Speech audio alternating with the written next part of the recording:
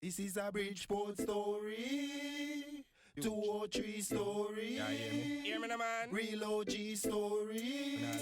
And me say West Side story. Yeah, watch ya now. First of all, me have to big up all of Bridgeport town. Big up the West Side and me stamping ground. Big up the North and East and all around. Cause anywhere me go, you know, say me well known. Big up PT, Colorado we run.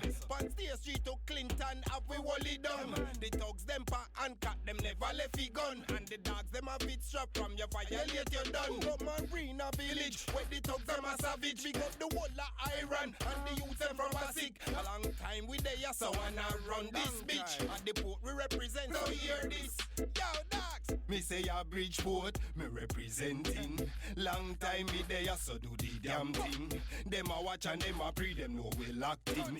Yo, dogs! Yo, dogs! Me say West Side, that a my side. And you know me have the matic on my right side. Anytime when you see me, well I jet life. Yo, dogs! Yo, dogs! Story, 203 story. Me say OG story. Hear me now? Real West Side story. Hear me now? Hear me, no, man?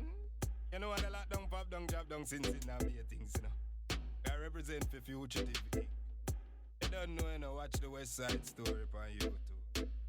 Yo, I got another story.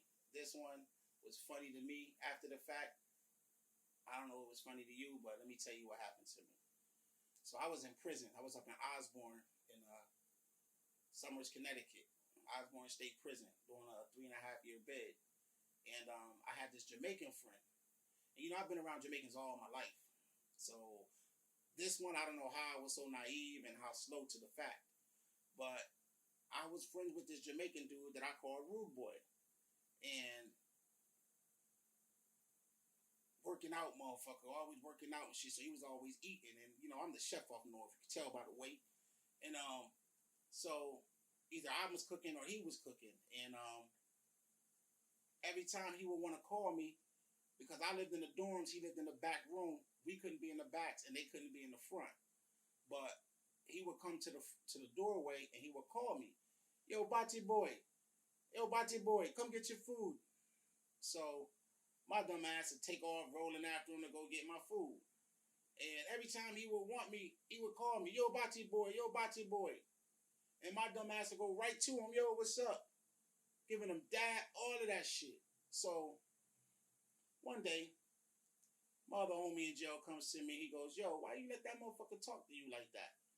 And I'm like, the fuck is he talking about? I'm like, who? He's like, Rude Boy. I'm like, what you mean, Rude Boy? What'd he do? He's like, why you always let him call you a faggot? I said, that motherfucker ain't call me no faggot. He said, nigga, he called you Bati Boy. That's faggot in Jamaican. I'm like, no, the fuck it ain't. Nigga, I've been with Jamaicans all my life. I never heard that shit. So he goes to our other man, yo, what the fuck does Bati Boy mean? And my man goes, faggot in Jamaican. That's your boy Cad. I'm like, what? So y'all fucking serious. So I know I ain't supposed to be in the back, but I take off to the back. Bang on that nigga door, pull the door open. I'm like, yo, my nigga, the fuck you calling me faggot for? He looking all dazed as I'm waking him up and shit. He's like, what you talking about? I've been calling you that shit since I know you. I'm like, yeah, nigga, but you calling me a fucking faggot. And we in fucking jail. Yo, don't call me that shit no more, man. Call me by my fucking name or call me fucking Kilo, man. Don't call me no fucking Bati Boy no more. So he ain't pay me no attention. He goes to sleep. And sure enough, I don't know if he wanted to make a joke or whatever, but the motherfucker comes to the door, because we already have been planning on cooking, and it was his cooking day. He comes to the door about 3 hours later. Bati Boy, come get your food. So now I'm madder than a motherfucker. I roll back there. I'm like, nigga, fuck you. I don't want that food. You keep that fucking food. I told you don't call me no fucking Bati Boy. And I roll off. So he's like, yo, you making it out of nothing, man. I'm like, nigga, fuck you. Nigga, I told you don't call me that shit. So I go to my bunk. I don't fuck with him that day. And most of the next day. And then he comes to me and was like, all right, man, my bad. I only was fucking with you. You never said nothing before, so I didn't know. I just was fucking with you. So I said, all right, man, don't do that shit. So that night, he's coming out the shower, because the showers is in the middle communal place. So he's coming out the shower, and I'm rolling by, and the motherfucker says to me, matter of fact, he got his towel around his waist. He thought he was Diesel, so he never had a shirt on. He got his headphones on and his CD player in his hand, walking from the shower. This motherfucker says to me, yo, Bati boy, what you got to eat over there? While I'm rolling by him, he's walking by. So I slap his motherfucking CD player out of his hand, and it shoots down the hallway.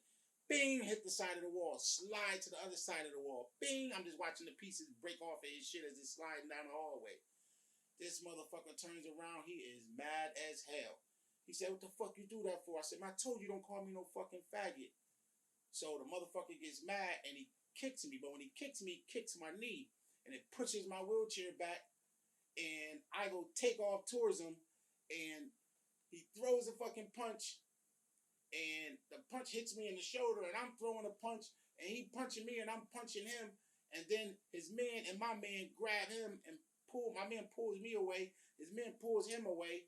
And I ain't gonna stand. Hit me in the top of my motherfucking head, it seemed like, because my shit knocking and shit. And my man like, yo, what the fuck is y'all doing? I'm like, this motherfucker keep calling me a faggot. So his man spazzing on him like, nigga, that shit's not funny, da-da-da-da. So he's like, you gonna pay for my CD player? I'm like, I ain't paying for shit. And we broke it apart, and he had a little issue for a few days. Somehow I was gonna pay for his CD player, but the powers that be that run the politics got involved, and I ain't have to pay for the CD player, and he stopped calling me Bati boy. So that's the moral of that one right there. Don't let nobody call you something you don't want to be called. If you feel like you let them know, and if they don't get it, then you help them to get it. Whether you win, whether you lose, or whether you fail.